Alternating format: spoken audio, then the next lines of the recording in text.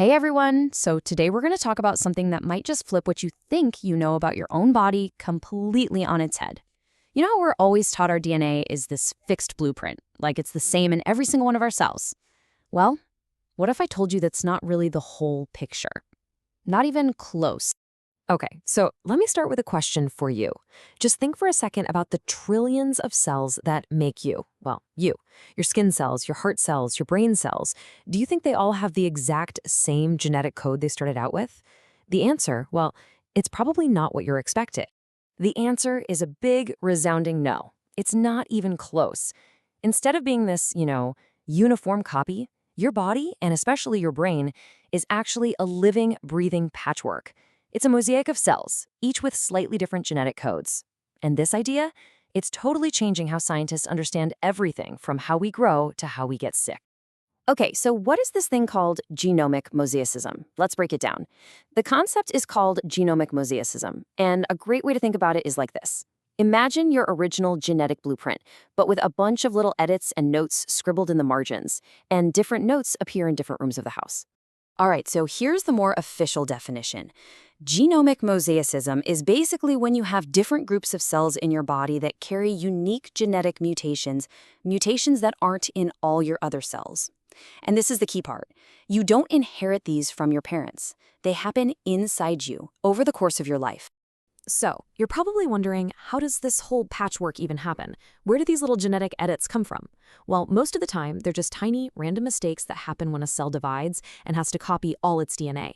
Every little error creates a new mutation, and that mutation acts like a permanent stamp, a little breadcrumb that tells the story of that specific cell's history. And when these mutations happen is absolutely crucial. Timing is everything. So take a look at the top image here. If a mutation pops up really early in development, it gets passed down to all of its descendants, creating this big family or clone of cells that all share that same edit. We call those developmental mutations. But now look at the bottom. A mutation can also just happen in one single cell later in life, say in a neuron that's not even dividing anymore. That's more of an aging mutation, and it stays exclusive to just that one cell. And these genetic edits, they come in all shapes and sizes. I mean, some are super small, like a single letter typo in a giant book. Those are the most common. But then you can have these huge changes. We're talking entire paragraphs or pages of the book getting deleted or copied and pasted. These big structural changes are way rarer, but as you can imagine, their impact can be a lot more dramatic. So this all leads to the big question, right? Are all these mutations a problem? Are they a glitch in the system, or are they just a normal part of our biology, maybe even a feature? Well, the really interesting thing is the answer is both. For a long, long time, scientists really only focused on mosaicism as a glitch, as something that causes diseases. But way more recently, we've started to see the other side of the coin. We're appreciating it as just a natural feature of being human, one that can actually tell us some incredible things about ourselves. Now, when it does act as a glitch, the results can be really serious. For instance, some of these mutations can basically put a cell's growth into overdrive, which can lead to things like cancer or overgrowth syndromes. And in the brain, they can cause malformations that result in severe epilepsy. And researchers are finding more and more links to complex disorders like autism spectrum disorder. And you really gotta get this part. Those disease-causing mutations are the exception, not the rule. The vast, vast majority of these little genetic changes are totally neutral. They do absolutely nothing. They don't cause any harm. They're just there, silent little markers of a cell's personal history. And believe me, this is where the story gets really, really cool. Why? Because if these neutral mutations are basically a historical record, that means we can learn how to read that record. Scientists are now using this mosaicism like a kind of biological time machine, letting them look back in time and see how we actually developed. There's this quote that just nails the idea perfectly. It says, "The human genome effectively acts as a tape recorder of its environment." Just think about that.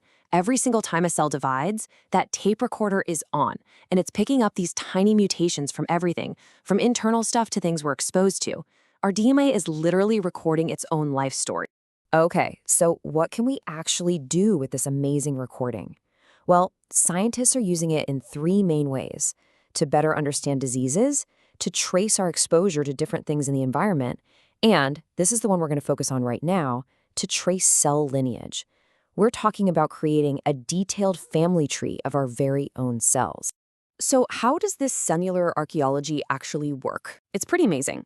Scientists can take cells from different parts of your body, sequence their complete genomes, and then pinpoint all of their unique mosaic mutations. And since cells that are more closely related on the family tree will share more of the same mutations, these mutations act like unique barcodes. This lets researchers piece together the entire developmental puzzle, all the way back to the very first cells of an embryo. It's wild. And the discoveries coming out of this, they are absolutely stunning.